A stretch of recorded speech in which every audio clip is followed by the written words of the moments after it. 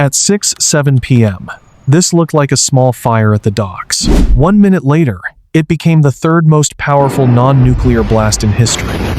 This wasn't an accident. It was a choice.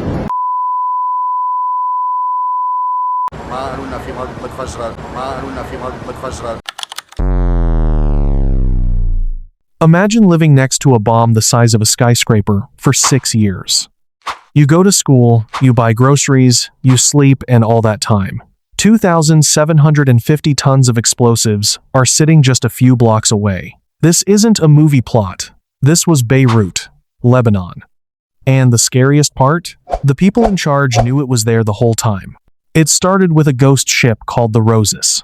In 2013, it pulled into Beirut with a massive load of ammonium nitrate, a chemical used for fertilizer, but also for making giant bombs. The ship was falling apart. The owners basically abandoned it. But here is the big question. Was it really an accident? Some people think the ship was meant to be abandoned so the cargo could be stolen or used by powerful groups in the city. For 6 years, experts screamed for help.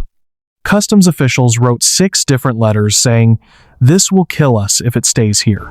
But the government is like a giant game of hot potato. No one wanted to be responsible. If they moved it, they had to pay for it. If they sold it, they had to follow laws. So, they did the easiest thing. Nothing. Why didn't anyone act? Because the port was a magic box for corrupt leaders. Different groups controlled different parts of the docks to make money and hide things. If one person tried to fix Hangar 12, they might expose someone else's secret. Corruption didn't just steal money, it stole the city's safety. The system wasn't broken, it was working exactly how the corrupt leaders wanted it to. On August 4, a small fire started. 2 firefighters were sent in. They were told it was just fireworks. They didn't know they were walking into the 3rd largest non-nuclear explosion in history. The government's lie killed them before the blast even happened. When it blew, it wasn't just the shockwave. A red cloud of nitrogen dioxide filled the air. This gas is a poison. It eats at your lungs.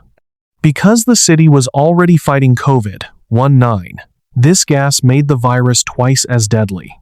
The explosion didn't just break buildings. It poisoned the very air people needed to survive the pandemic. The leaders say, "We didn't know how dangerous it was." That is their main argument. They want us to believe they were just bad at their jobs. But is that true? Or is incompetence just a mask for crime? If you leave a loaded gun on a playground, you don't get to say you forgot it was dangerous.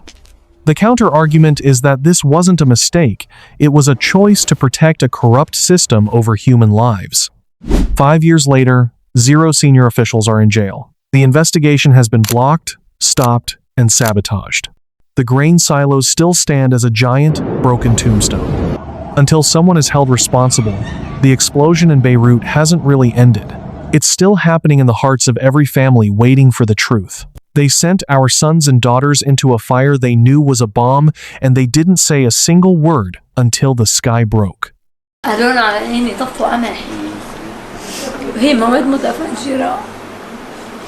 ليكي لوين الظلم. The shockwave lasted only seconds, but it left a scar on Beirut that may never heal.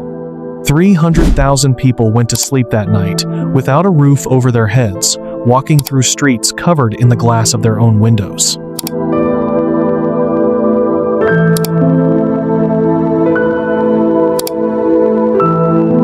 Every shattered balcony and crushed car is a receipt of physical proof of the years the government spent looking the other way. They didn't just lose their homes. They lost their trust in a system that was supposed to keep them safe.